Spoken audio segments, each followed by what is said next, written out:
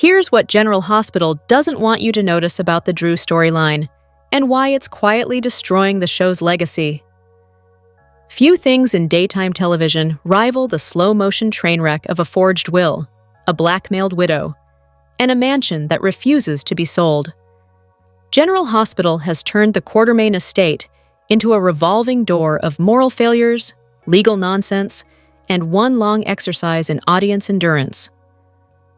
Every week, the house itself becomes less of a home and more of a metaphor for corruption, greed, and the writer's stubborn refusal to let justice arrive before the next commercial break.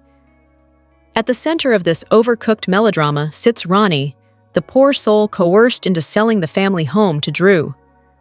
Watching her sign those papers felt like witnessing a hostage video. The trembling hands, the guilty eyes, the desperate hope that someone, anyone, would notice her distress. It's almost insulting that none of the supposedly brilliant Quartermaines caught on, though Tracy did seem to sense that something smelled rotten in Port Charles. And she's right. The ink on that fraudulent will isn't even dry. The sale hasn't cleared probate, and yet everyone's acting as if Drew's already redecorating the place. Let's be clear, Ronnie was never in legal possession of the house. The will, conveniently revised by the ever-suspicious Martin Gray, is a masterpiece of bad forgery and worse judgment. Drew, ever the opportunist, seized on it with the enthusiasm of a man who's mistaken self-righteousness for authority. He strutted through the mansion like he'd earned it, blissfully unaware that he's perched atop a collapsing pyramid of fraud. When the truth surfaces, and it will, Drew's expression promises to be the most satisfying collapse since the last time a Corinthos plan went up in flames. Tracy, of course, remains the show's last bastion of common sense, wrapped in acerbic wit. She has seen this all before. The forged wills, the family betrayals, the men puffing their chests with fake power. The woman practically smells deceit before it enters the room. It's no coincidence that Jane Elliott is delivering some of the best work of her career. One can feel the Emmy reels assembling themselves every time she narrows her eyes at Drew. Tracy doesn't simply suspect corruption, she can smell it under the cologne. And then there's Martin. Once a vaguely charming lawyer with Southern eccentricity, he's now a walking case study in professional malpractice. Forging wills, blackmailing widows, and aligning himself with Drew, Congressman of Chaos Kane, is a curious career move for a man who once prided himself on wit and restraint. His moral decline has been so complete, it's as though the writer spun a wheel labeled Villain of the Month, and Martin's name came up twice. What began as mild mischief has mutated into full-blown criminal stupidity. The tragedy, or perhaps the comedy, is that Drew doesn't even grasp the depth of his partner's deceit. He believes himself clever, imagining Martin merely helped persuade Ronnie to sell. The irony is delicious. The self-proclaimed mastermind remains the only man in Port Charles unaware that his throne is built on counterfeit paperwork. When the forged will finally surfaces, Drew's downfall will be less about exposure and more about humiliation. It's the classic soap opera karmic law: pride first, prison later. Viewers have grown weary, not because the plot is implausible — implausibility is the oxygen of soaps — but because it's repetitive. Every episode feels like watching the same crime committed in slightly different lighting. The audience knows the will is fake, the sale is illegal, and Drew is due for a moral reckoning that keeps being postponed for sweeps.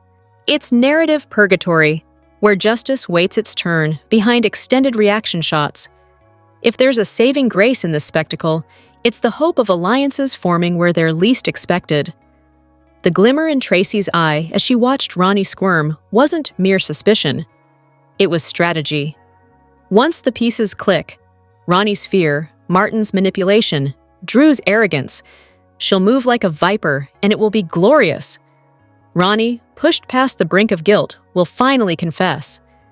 And when she does, she'll transform from accomplice to whistleblower, clearing her conscience and reclaiming a shred of dignity the writers seem intent on denying her. But of course, no soap scandal is complete without the legal oracle herself, Diane Miller. Her conspicuous absence from this fiasco is both baffling and narratively suspicious. If anyone could slice through Martin's fraudulent paperwork faster than Tracy can deliver a verbal evisceration, it's Diane. One imagines her strolling into the Quartermaine living room with a briefcase and a smirk, announcing that the entire transaction is void on its face. It's the kind of legal deus ex machina the audience deserves: swift, smart, and dripping with disdain. Unfortunately, General Hospital doesn't traffic in swift justice anymore. The show has adopted a perverse fondness for letting villains win, at least temporarily. Drew, whose transformation from mild-mannered ex-SEAL to cartoonish tyrant has been both baffling and oddly riveting, embodies that indulgence. He's so consumed by self-importance that he's stopped functioning as a human being and started operating as a plot device. Every sneer, every smug line delivery feels designed to test the audience's blood pressure. Even die-hard fans are reaching their limit. Decades of loyalty are being tested by this relentless spiral of malice and melodrama. It's not that viewers can't handle a villain. It's that they've been trapped in Drew's moral quicksand for far too long. As one might put it, the writers are beating a dead horse, except this horse was shot, resurrected, and flogged again for ratings. The result isn't tension, it's exhaustion. Still, the irony persists. Every ounce of disgust aimed at Drew doubles as applause for Cameron Matheson's performance. The man has become a magnet for audience hatred, which in soap terms is the highest compliment. To make viewers viscerally despise a character, to make them cheer at the thought of his downfall, requires genuine skill. He's doing his job too well, and that might be the problem. The writers, however, seem addicted to the misery they've created. Rather than pivot toward resolution, they continue piling indignity upon indignity, as if daring fans to quit watching.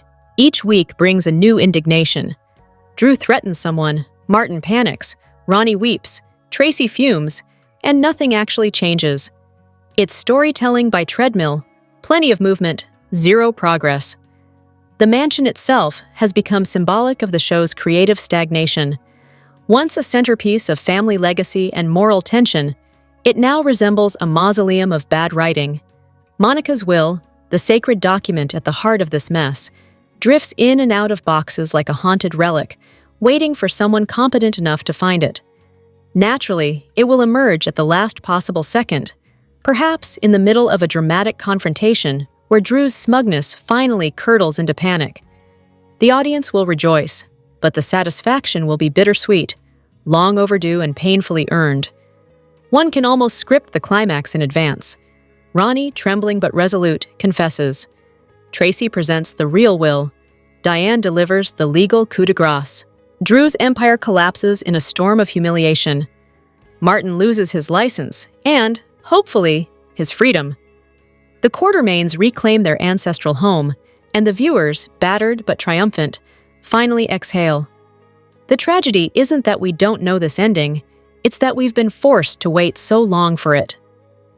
Until then, General Hospital continues its favorite ritual, dragging the audience through one more loop of deceit, one more forged signature, one more villainous smirk. Drew believes he's untouchable. Martin believes he's clever. The writers believe they're building suspense. In truth, they're merely testing the limits of fan endurance, and Port Charles may not survive another act of this farce. If the Quartermaine Mansion fiasco is the centerpiece of General Hospital's current absurdities, the rest of Port Charles is the supporting orchestra, wildly off-key and unaware that the conductor left hours ago. Everywhere one looks, characters are either cheating, lying, or manufacturing crises to fill airtime.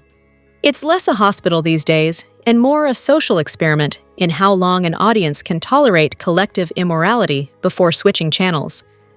Consider the so-called love triangle that's somehow become a pentagon: Portia, Curtis, Jordan, and now Isaiah, a man who appears to have wandered in from a rejected Hallmark script with a hero complex and no boundaries. Portia, once poised and professional, has now devolved into a case study in impulsive self-destruction. The woman barely waits 30 seconds after declaring her marriage over before leaping into Isaiah's arms. One could almost admire the efficiency if it weren't so pathetic. Her colleagues save lives at the hospital. Portia merely resuscitates her own bad decisions. The irony, of course, is that Portia insists on moral superiority at every turn. She lectures Jordan about integrity, demands loyalty from Curtis, and then immediately behaves like a teenager with no impulse control. The hypocrisy is staggering, and yet somehow familiar in Port Charles, where moral high ground is treated as a timeshare everyone visits but no one owns. Watching Portia denounce infidelity while still glowing from her latest indiscretion is like listening to a sermon delivered from a bar stool. Curtis, for his part, remains the eternal soap archetype, the man who can't decide whether he's righteous or reckless.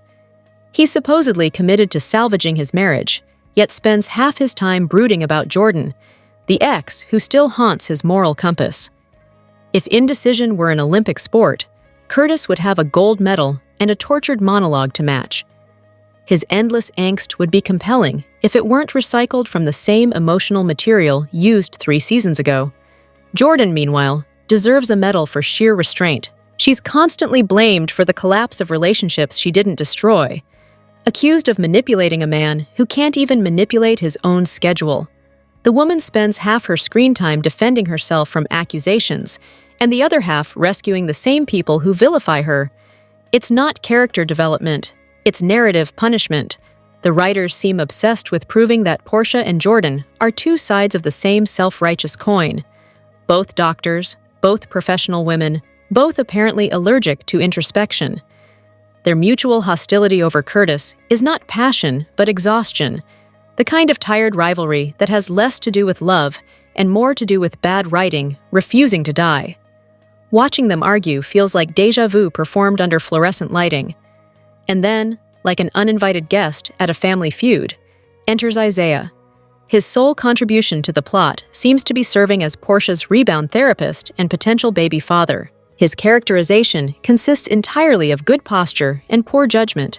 The man swoops into scenes proclaiming his affection with the enthusiasm of a motivational speaker who's mistaken emotional chaos for romance. He isn't so much a character as a plot device with muscles. The looming pregnancy, naturally, promises to become the next paternity circus. Whether the child belongs to Curtis or Isaiah will matter less than the inevitable moral gymnastics that follow. Portia will weep, Curtis will brood, Isaiah will scowl meaningfully into the middle distance, and Jordan will once again be blamed for existing. The cycle will continue until the audience collectively wishes for a hospital quarantine to silence them all. Meanwhile, elsewhere in Port Charles, Nina continues her campaign as the city's reigning queen of self-inflicted ruin. Her ability to sabotage her own happiness is almost operatic. Each time she appears to have found stability, she detonates it for sport. Whether she's meddling in Michael's life, paying off Jacinda, or trying to outwit corporate executives who could buy and sell her twice before breakfast, Nina remains a masterclass in delusion. Her wealth is fictional, her power imaginary, and her self-awareness non-existent. The woman lives in a fantasy where scheming equals success and exposure equals redemption. Jacinda, in contrast, emerges as a rare glimmer of integrity, a woman who chose principle over bribery. Her decision to align with Michael rather than Nina was a refreshing deviation from the city's usual pattern of moral bankruptcy.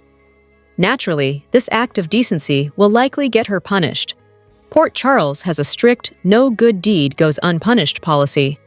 Michael himself continues to operate as the resident moral barometer, or at least the closest thing left to one. His intelligence is often weaponized by the writers, as if competence were a personality flaw. Yet even he can't escape the gravitational pull of melodrama. Whether it's his complicated relationship with Jacinda, his vendetta against Drew, or his perpetual role as the Quartermaine voice of reason, Michael seems destined to suffer for the crime of being functional. As for Drew, the city's newest villainous obsession, his toxicity has become contagious. Like a bad virus, his arrogance spreads through subplots with alarming efficiency. Every time he enters a room, the atmosphere thickens with self-importance. His recent behavior suggests that being shot merely upgraded his smugness rather than humbled it. If his downfall doesn't arrive soon, the audience may begin to cheer for physical injury just for narrative relief. Even the side characters seem infected by the general malaise of ethical decay. Britt, Elizabeth, and Rocco continue to orbit their own petty dramas, each contributing little beyond recycled feuds and selective amnesia. The writers appear to have mistaken nostalgia for repetition, forcing these characters to rehash their worst qualities in perpetuity. The result is less soap opera and more soap residue, the faint echo of what once was engaging. The true tragedy of modern General Hospital isn't the implausibility of its plots, but their emotional laziness. The show's moral center has collapsed under the weight of endless contrivance. Once upon a time, Port Charles thrived on layered characters wrestling with genuine dilemmas, doctors torn between duty and desire, mobsters struggling with conscience, families navigating loyalty and loss. Now, it's a carousel of caricatures, each more self-serving than the last, all spinning toward narrative oblivion. Viewers have noticed, decades-long fans, once loyal through every baby swap and presumed dead resurrection, now voice the unthinkable. They're turning the television off.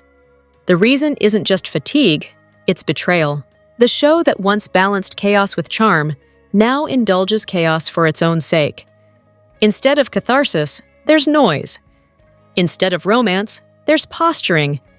And instead of heroes, there's Drew Kane, a walking monument to how far the mighty have fallen. The irony is that this rot could have been avoided. There are sparks of brilliance scattered among the rubble, Tracy's sharp dialogue, Laura's intuitive moral compass, even Jason's occasional moments of brutal justice. These glimpses remind viewers of what General Hospital used to be, a show that could juggle absurdity and authenticity with equal grace. When Jason knocks Drew to the floor, the audience doesn't just cheer for violence, they cheer for narrative retribution. It's the rare moment when action aligns with emotional truth. Unfortunately, the writers seem addicted to the sadistic thrill of prolonging misery. They drag every secret to its breaking point, only to delay resolution until sweeps season. Each revelation is met not with satisfaction, but exhaustion. The fake will, the fake sale, the fake redemption arcs, all of it circles endlessly, a self-referential loop of dramatic inertia. Even the city's most respectable institutions aren't spared from ridicule. The hospital itself, once the moral epicenter of the series, now resembles a playground for negligence. Portia runs it single-handedly. Terry has vanished into thin air, and not one nurse seems capable of basic confidentiality. If real hospitals operated this way, malpractice lawyers would outnumber the patients. The title General Hospital feels increasingly ironic, a relic of a time when the setting actually mattered. Amid all this dysfunction, fans cling to small victories, a cutting remark from Tracy, a strategic glance from Laura, a fleeting moment of comeuppance for Drew. These crumbs of satisfaction are the only currency keeping viewers invested. The rest is a waiting game, waiting for justice, waiting for truth, waiting for the writers to remember that tension is not the same as torment. The moral economy of Port Charles has collapsed. Lies yield promotions, crimes bring rewards, and decency earns you screen time only if you're about to be punished for it. It's almost poetic, in a tragicomic way. The city's residents preach virtue while practicing villainy. They condemn deceit even as they sign forged documents with trembling hands. In that sense, the Quartermaine mansion isn't just a location, it's a symbol. A grand, crumbling estate filled with ghosts of integrity, haunted by characters who no longer know the meaning of right and wrong. If there's any hope left, it lies in exposure. When the forged will surfaces and Drew's empire collapses, perhaps Port Charles will remember its moral spine. Perhaps the city will recall that good storytelling requires balance, that villains must eventually fall, and that audiences deserve more than endless humiliation paraded as suspense. Until then, viewers will keep hate-watching with grim fascination, armed with the only thing General Hospital reliably provides these days: exasperated sarcasm. There was a time when General Hospital could balance tragedy and tenderness with surgical precision. It was the grand matriarch of daytime drama, clever, cathartic, and occasionally profound. But somewhere along the line, the show's creative team mistook exhaustion for engagement and melodrama for mastery. What remains is a Frankenstein's monster of recycled storylines stitched together with bad dialogue and the faint hum of nostalgia. The current saga, Drew's cartoonish villainy, Martin's fraudulent lawyering, Ronnie's coerced guilt, and the Quartermaine family's collective bewilderment, is not merely a storyline. It is a thesis on creative laziness. Every episode insists that something monumental is about to happen, and yet nothing ever does. Suspense requires momentum. General Hospital now specializes in circular motion. The problem isn't the absurdity of the plots. Absurdity is the lifeblood of soaps, but their lack of consequence. Once upon a time, deceit had a price. When a will was forged or a secret revealed, the fallout meant something. Now, scandal is currency without inflation control, counterfeit, overused, and practically worthless. The audience no longer gasps when someone commits fraud. They simply check their watches and wait for the next moral collapse. This creative inertia might have gone unnoticed if not for the fans, that remarkably loyal, chronically patient army who treat Port Charles like a second home. They endure the bad storylines the way relatives endure an uninvited guest, with gritted teeth and faint hope of departure. But even their patience has limits. The constant repetition, forged wills, faked deaths, recycled betrayals, has turned affection into fatigue. The collective cry of, "I'm done watching," has become its own subplot, and perhaps the only one that feels authentic. Of course, no soap fan ever truly leaves. They threaten departure the way characters threaten divorce. Loudly, dramatically, and without conviction. By Monday, they're back on the couch, remote in hand, hoping this will be the week the writers remember how to write. It's a cycle as predictable as Drew's smirk, infuriating yet impossible to resist. The irony is that General Hospital possesses everything it needs for a revival. A rich legacy, veteran actors capable of outacting the scripts, and a fanbase so loyal they critique it like shareholders demanding dividends. The raw material for greatness remains. What's missing is discipline. The writers seem to operate on the belief that tension is best maintained by never resolving anything. But endless conflict without catharsis isn't drama, it's noise. Take the Drew Kane experiment. Once conceived as a tragic hero, he has been contorted into a caricature of power-hungry vanity. His dialogue reads like a TED Talk delivered by a man allergic to humility. Whatever humanity the character once had has been surgically removed, replaced by smugness and political jargon. The result is a villain without charm, a man so joyless in his cruelty that viewers long for the simplicity of the mob era, when evil at least had charisma. Martin Gray, his partner in crime and poor legal judgment, has fared no better. Once a layered character torn between southern charm and self-interest, he's now a plot device in suspenders. His motivations shift with the wind, and his moral compass spins like a fan propeller. The man forged a will, manipulated a grieving woman, and somehow still believes he's clever. When the truth inevitably surfaces, he'll lose everything, and the audience will feel nothing but relief that the Bar Association finally caught up. Even the supporting characters have been sacrificed on the altar of mediocrity. Laura, once the show's emotional anchor, now drifts in and out of scenes dispensing wisdom no one follows. Diane, the only competent attorney in a city full of felons, has vanished from the canvas precisely when her presence would make sense. Jason remains the eternal enforcer, a human reset button the writers deploy when they must have written themselves into a corner. Watching him knock Drew to the floor was cathartic, not because it advanced the plot, but because it reminded everyone that consequences used to exist. Meanwhile, the city's women continue to be written as either martyrs or maniacs, Ronnie trembling under blackmail, Portia sabotaging herself in pursuit of validation, Nina inventing new ways to implode, and Tracy, the lone survivor, wielding sarcasm like a scalpel. If the writers had any sense of irony, they'd simply rename the show General Self-Destruction. Even the fans' pleas for positivity, Just one happy storyline, please, have gone unanswered. The writers appear allergic to joy. The few moments of levity that slip through are accidental, such as when Drew's arrogance backfires or Tracy's glare cuts through a room like divine judgment. Happiness in Port Charles lasts about as long as a wedding reception before the inevitable shooting. This relentless misery has consequences beyond storytelling. It erodes trust. Longtime viewers no longer expect redemption, only repetition. They anticipate disappointment the way others anticipate cliffhangers. And yet, there remains an odd affection beneath the frustration. The kind reserved for a wayward relative who ruins every holiday but still gets invited back. General Hospital survives not because it earns devotion, but because it has become ritual. Still, the ritual could use reform. Imagine, for a moment, if the show reclaimed its moral intelligence, if deceit once again had weight, if love had complexity, if victory felt earned. Imagine if the Quartermaine mansion storyline culminated not in another circular standoff, but in genuine reckoning.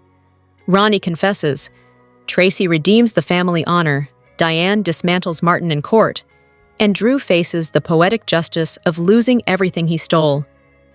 For once, the viewers might feel that their endurance was rewarded rather than mocked. But until that blessed day, the show remains addicted to chaos. It feeds on outrage, counting on fans to complain loudly and tune in anyway. In that sense, General Hospital has mastered the modern art of hate-watching.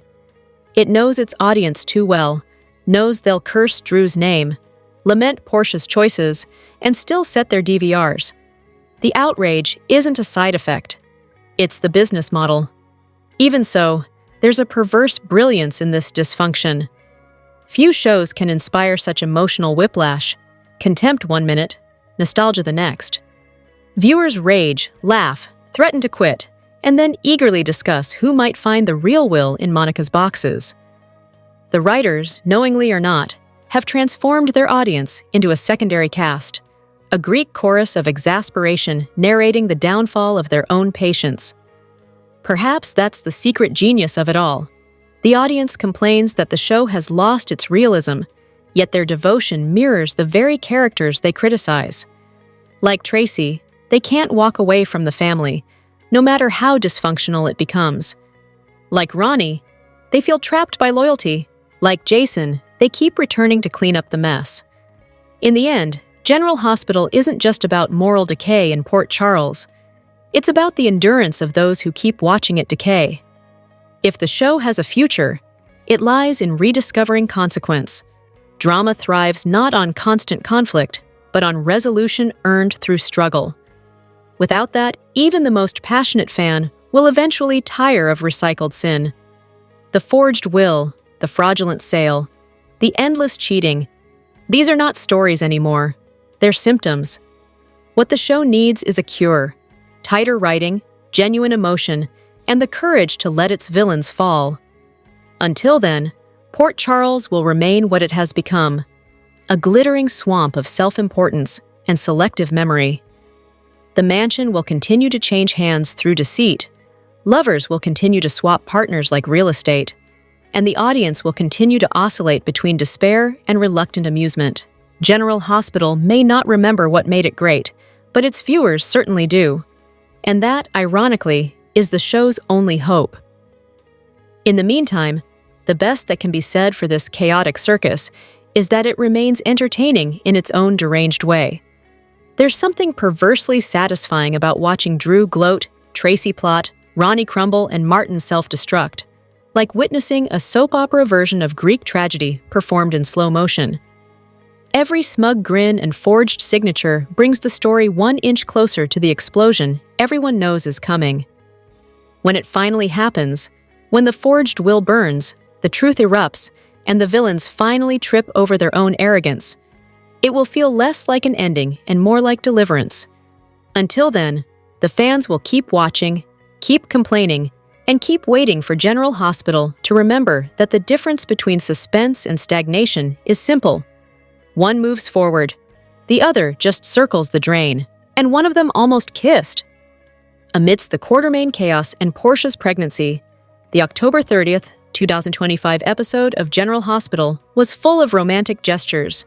Britt's been having a hard time adjusting, going from living it up at a resort and doing lab work to living above Bobby's and doing administrative work at GH. She misses her old, cushy lifestyle, and today, Jason gave her just a pinch of her old life when he revealed he co-signed a lease and got her a car. But the cuteness between Britt didn't stop there. When Jason asked her out for a drink at the Brown Dog, Britt instantly jumped at the offer. Things are still merely a friendship between the pair, but they're growing closer by the day, much to Carly's dismay, and Britt 2.0 may be back in action before we know it. Meanwhile, Cody wants to help Tracy any way he can, and he decided to enlist Molly's help to do it. He asked if the ADA could look over the deed to the Q mansion, hoping there was a way to keep the house from being sold to Drew. But things took an unexpected turn when the two began swapping compliments, and as one kind word led to another, Molly leaned in for a kiss that was interrupted by Drew at the door. General Hospital spoilers, October 31st. Tease Halloween horrors across Port Charles for Drew, Britt, and Moise, and Laura. Tracy Quartermaine's emotional collapse on General Hospital may uncover Monica's most dangerous secret and spark a new family war for control. For well over 40 years, General Hospital's Quartermaine family has defined high-stakes drama, but the October 30th episode took their legacy in a shocking new direction. After losing the mansion to Drew, Tracy Quartermaine reached her breaking point, and her grief may be the key to uncovering Monica's most explosive secret yet. The sight of Tracy alone, surrounded by boxes of family memories, marked a turning point. Once the most formidable voice in the Quartermaine clan, she's now watching the last pieces of her family's empire disappear. The moment she clutched Alan's diploma symbolized the end of an era, the collapse of the family's once iron grip on wealth and respectability. Tracy's despair, though, never lasts for long. She's built on resilience and control, and history suggests she won't stay down for long. When she realizes Monica's will is hidden among those boxes, that discovery could ignite a new family war, one with higher stakes than ever before. The Quartermaines have always lived by one rule: secrets equal survival. Monica's hidden will could be the ultimate example. If the document contradicts Drew's ownership of the house or reveals a clause that changes the estate's distribution, the fallout could be massive. The fight over the Quartermaine mansion isn't about money anymore. It's about legacy, control, and who truly represents the family's future. This twist also has ripple effects across Port Charles. Drew's ruthless behavior has already fractured alliances, and if Tracy regains leverage, expect old grudges and buried alliances to resurface fast. The Quartermaine name has survived scandal, loss, and betrayal for 4 decades, but this secret threatens to redefine everything they've fought for. Tracy's grief may have exposed vulnerability, but it also set up her next move. Once she uncovers Monica's final words, expect a storm that could shake the entire family tree. After 40 years of chaos, General Hospital is once again reminding viewers that when it comes to the Quartermaines, the past is never really buried. It's just waiting for the next will to be read. General Hospital spoilers say that for a lot of fans, it seems like Alexis Davis might have a serious conflict of interest when it comes to Willow Tate. Keep reading below for everything you need to know. It seems as though there is more than just one reason as to why Alexis can't represent Willow in court. The victim took a restraining order against her, her daughters, and grandchild. Plus, Alexis is a suspect and openly hates the victim. Alexis has known Michael his entire life, and Michael is Willow's ex, who slept with Drew. Of course, many General Hospital fans had a lot to say about the matter on social media. Some even commented with, "How can Alexis not have conflicts of interests? Like she has known Michael his entire life, and Michael is Willow's ex who slept with Drew. Michael is her daughter's brother. I know Drew is desperate, but this can't be right." Another critic of the show wrote, "Correct me if I'm wrong, Diane couldn't represent Michael. She's Alexis' attorney on record for questioning. Alexis couldn't do it. She's also a suspect. That's why Marcus came for Michael when questioned. Both men's fathers are enemies. Michael never should have said, okay. We need more lawyers, even if it is only temporary for the storyline." And then there was this comment as well. Throughout the years, GH has ignored conflict of interest in the courts. Unless the star of GH Drew has an issue, it seems their favoritism has given him more power than any congressman has ever had. He has powers of all three branches of government. He changes laws as he sees fit. He executes warrants and restraining orders and sends people to prison or jail. Now, as far as what will happen on General Hospital remains to be seen as well. Fans will simply have to tune in each and every day to find out. General Hospital airs weekdays on the ABC network. Check your local listings for times. General Hospital spoilers for the week of November 3rd reveal some twists. Fans can expect Emma Scorpio Drake to do a 180. Carly Spencer celebrates a victory. Plus, Willow Tate faces a complication in her freedom quest. Keep reading and let's talk about what is coming up in the ABC soap opera. Let's start off with Britt Westbourne, who will get a job offer from Gen Z Sidwell. The brunette likely takes it and will be replacing Professor Henry Hank Dalton. However, that could impact Emma's storyline. Emma has been trying to bring Hank down for animal testing. However, fans know that Dalton is involved in something far more sinister. With Britt replacing him, that could mean a new target for Emma.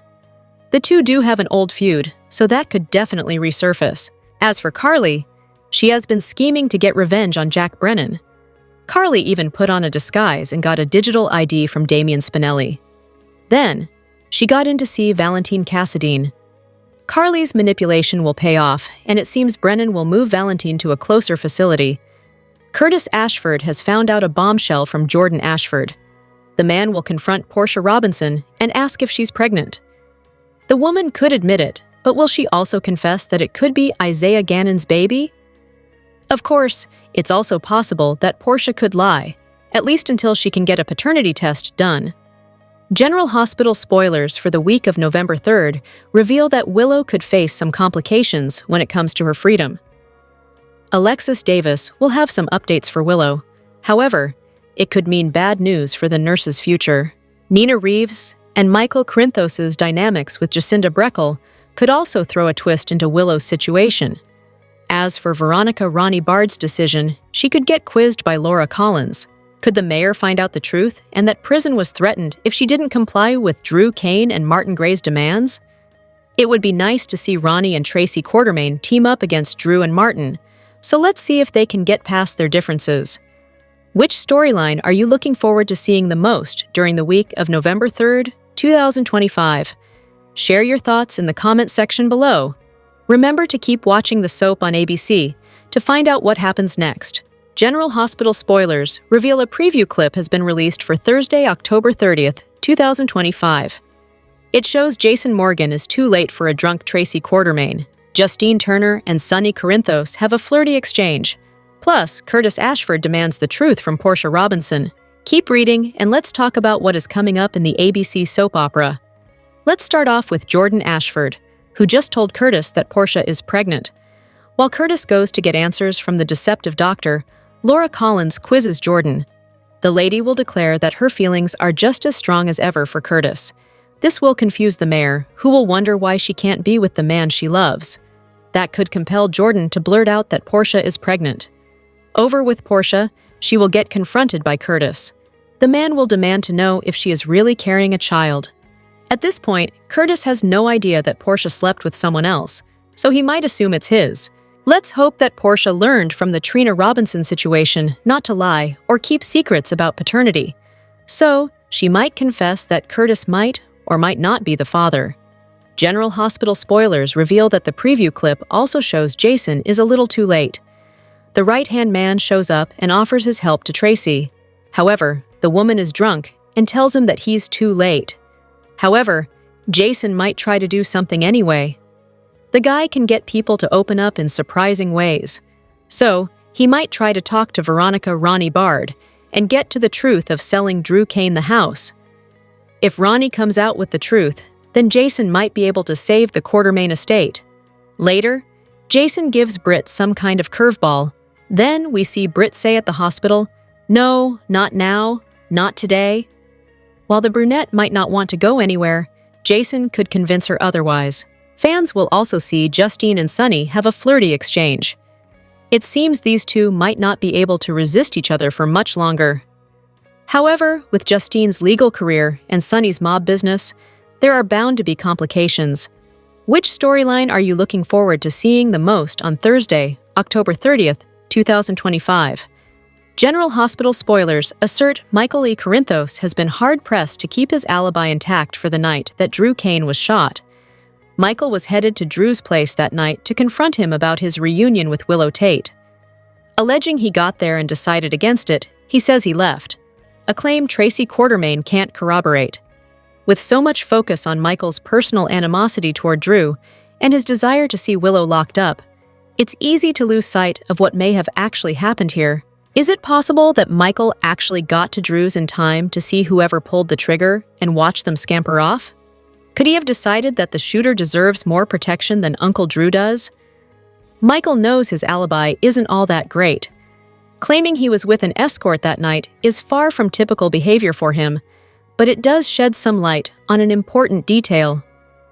If Michael was the shooter and had been planning this attempted murder, he probably would have had a better cover story lined up.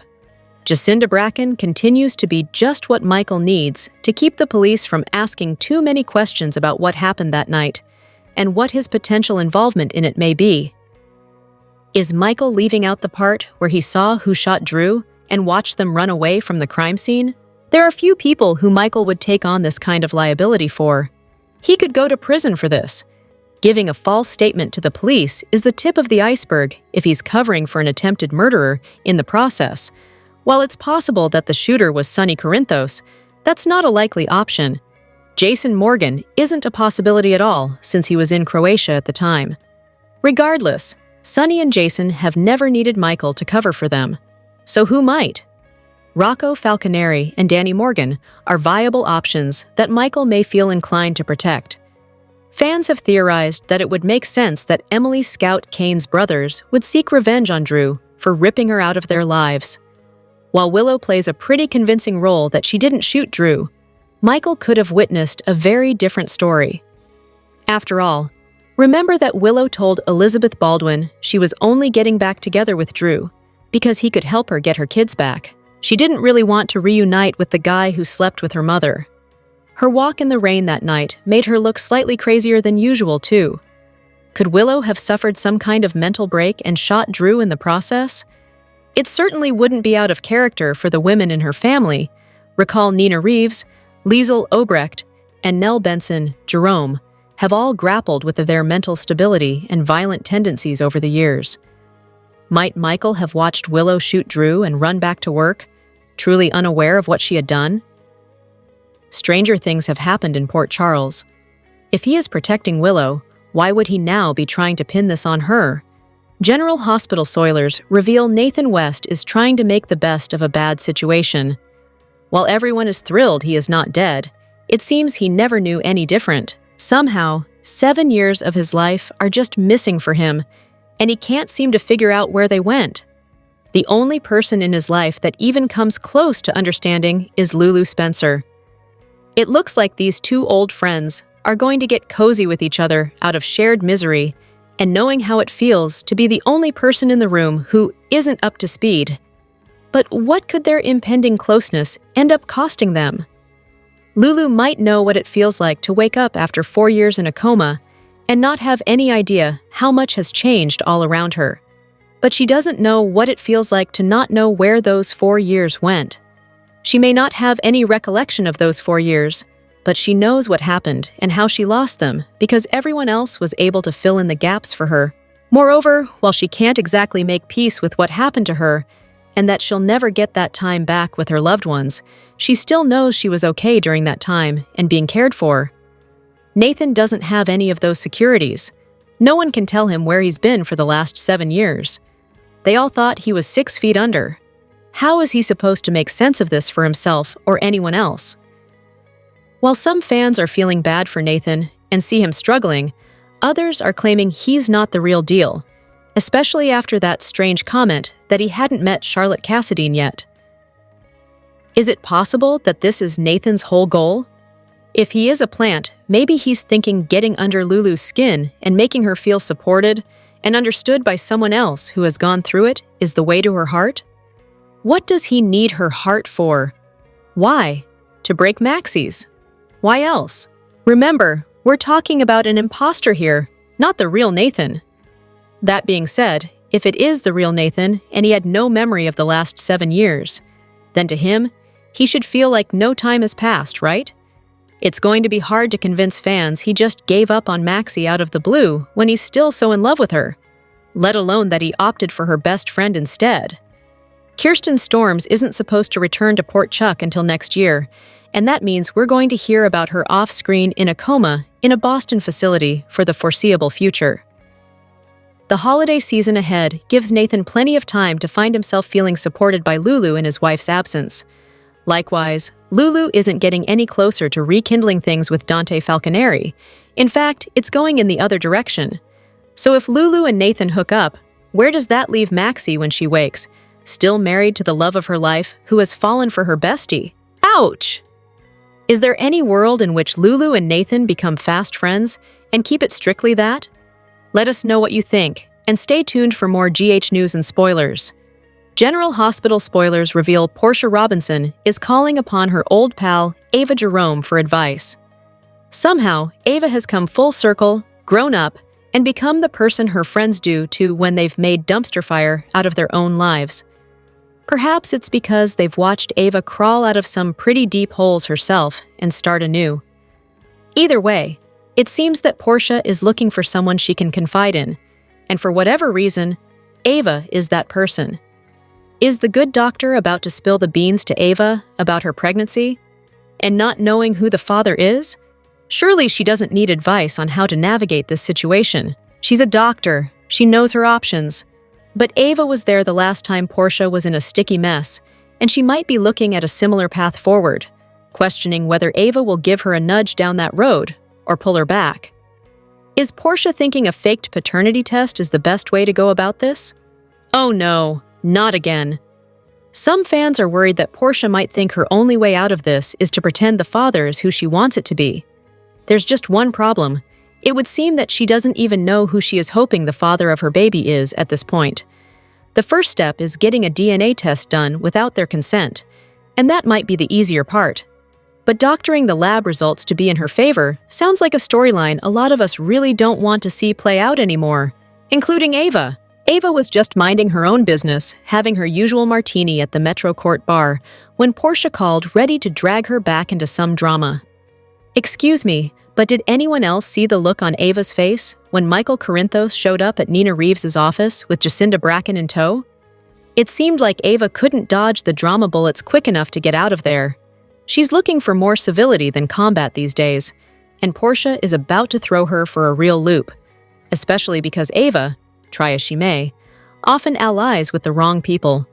Looking a few steps ahead, which is something Portia rarely seems to practice, we might find that Nina comes into information about Portia's baby on board. If Ava fills Nina in on Portia's personal drama, it could be disastrous. If Nina learns Portia had no alibi for the night of Drew Kane's she could turn on her good friend Curtis and his wifey, turning the finger of blame in Portia's direction to take some heat off of Willow Tate. Will it work? Come to think of it, Portia was at Elizabeth Baldwin's when the police showed up to search the place for that gun. It sounds like the reason Portia had no alibi on the night Drew was shot could come out in the open soon. Stay tuned for more GH news and spoilers just ahead. Also on Friday's GH, Tracy and Lucy reminisce about Alan. Brennan makes a proposition, and Britt gets new marching orders. The General Hospital spoilers for Friday, October 31, 2025, reveal Laura is dismayed while Drew suffers a setback. Although it's unclear how much Drew knows about Martin's scheme involving Monica's will, he sure is benefiting from it. As a result, Ronnie has agreed to sell the Quartermaine house to him.